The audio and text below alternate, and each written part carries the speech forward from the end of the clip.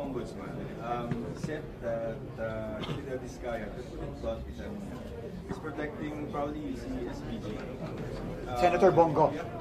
Well, you know, paulit-ulit sinasabi ng Pangulo na kahit sino yan, at kahit previous administration niya, wala siyang sisinuhin, wala siyang sasantuin. Lahat kailangan managot dito.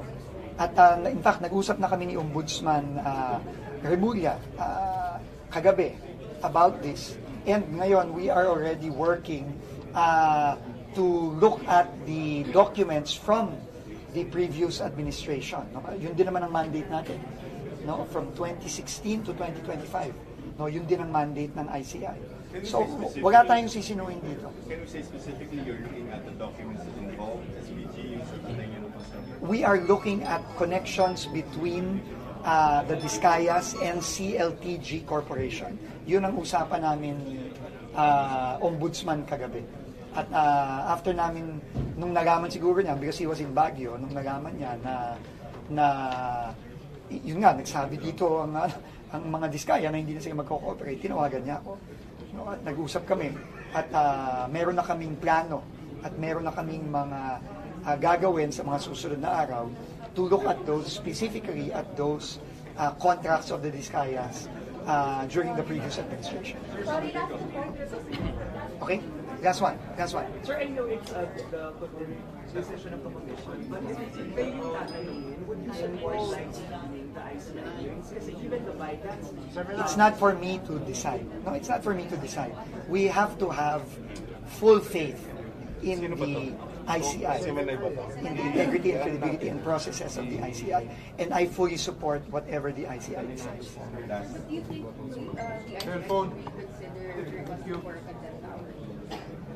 Well, again, no, that is above me. No, that is up to the ICI. No, that is up to the ICI to either do or not do, or reconsider or not reconsider.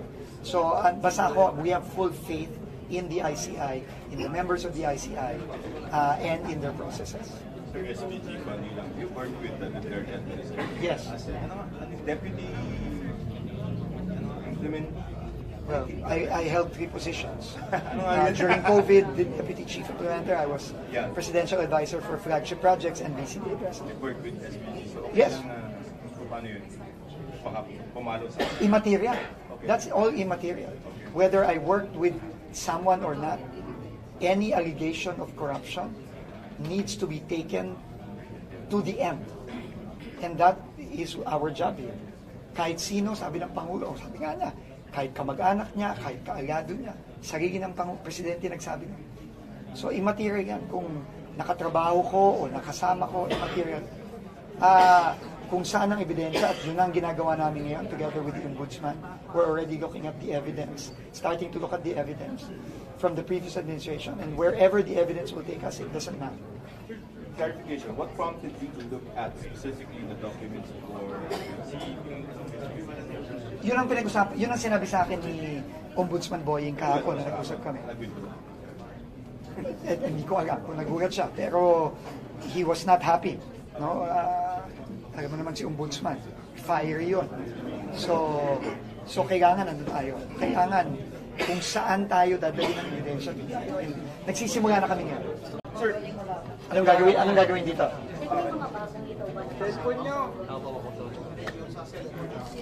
Bagong bitaw na pangalan. Siguro, hintayin na lang natin yung mga ipa-file ng kaso ng ICI. Kasi doon sa press con ni Brian at ni General Surin noong Monday, nagsabi naman sila parang pagkakalala ko, 15 to 20 cases ang expected nilang i-file in the next 2 to 3 weeks. So, hintayin na lang natin yan. Pero nandito kami ngayon, dahil alam nyo naman, paulit-ulit sinasabi ng ating Pangulo na kailangan may makulong, may managot, top to bottom, pero kailangan din mabawi ng mga kababayan natin yung pera nila.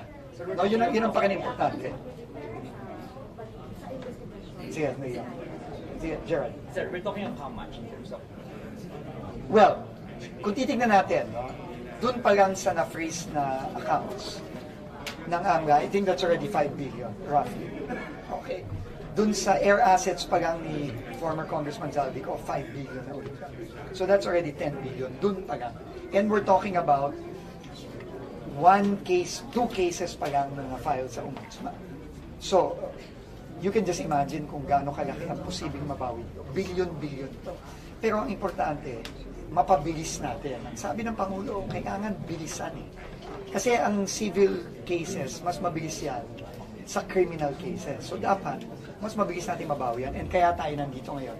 At nagpapasalamat tayo sa ICI kasi sila ang nagpatawag dito para mag-focus din dito sa restitution o yung pagbabawi ng pera ng mga kababayan natin. So, we're very looking forward to working with all the other agencies. I think mahigit 10 ahensya ang nandito ngayon. So, we're very excited to work with them para mapabilis na natin ang pagbawi ng pera ng mga kababayan natin. Sir, yung kay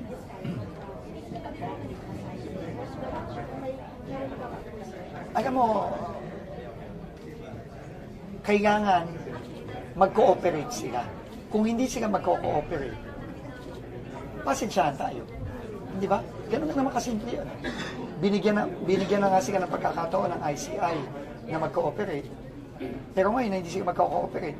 Well, lahat ng mga kaso against them, talagang, wala nang possibility na mag-state witness o ano. Kasi sila na mismo nagsabi na ayaw nila mag-cooperate. So, and tandaan nyo ang daming kontrata ng mga diskaya. Libo ang kontrata nila from 2016. Ang kontrata nila, libo-libo yan. So, multiple counts of graft malversation, multiple cases yan. So, para sa akin, kampante ako sa ating bagong ombudsman na yung first case na final ng DPWH, yun ang unang-unang kaso na magpapakulong sa mga diskaya at sa lahat ng mga salary, lalo na dun sa first district. Bulacan. Sir, SPG, lang, you work with the Duterte administration. Yes. As deputy, implement. Well, I held 3 positions. During COVID, the Deputy Chief Implementer, I was Presidential Advisor for Flagship Projects and BCD President. You work with SPG, so yes. Paano yun? Pumalo sa... Immaterial. Okay. That's all immaterial.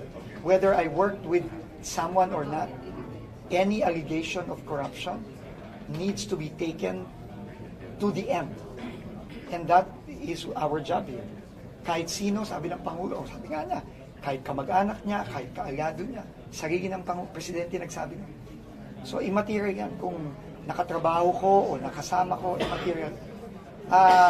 Kung saan ang ebidensya, at yun ang ginagawa namin ngayon together with the Ombudsman, we're already looking at the evidence, starting to look at the evidence from the previous administration, and wherever the evidence will take us, it doesn't matter. Clarification, what prompted you to look at specifically the documents for Yun ang pinag-usapan, yun ang sinabi sa akin ni Ombudsman Boying kahapon na nag-usap kami. Hindi ko alam kung nagulat siya, pero he was not happy. No? Alam mo naman si Ombudsman, fiery yun. So kailangan nandun tayo. Kailangan kung saan tayo dadali ng ebidensya. Nagsisimula na kami ngayon.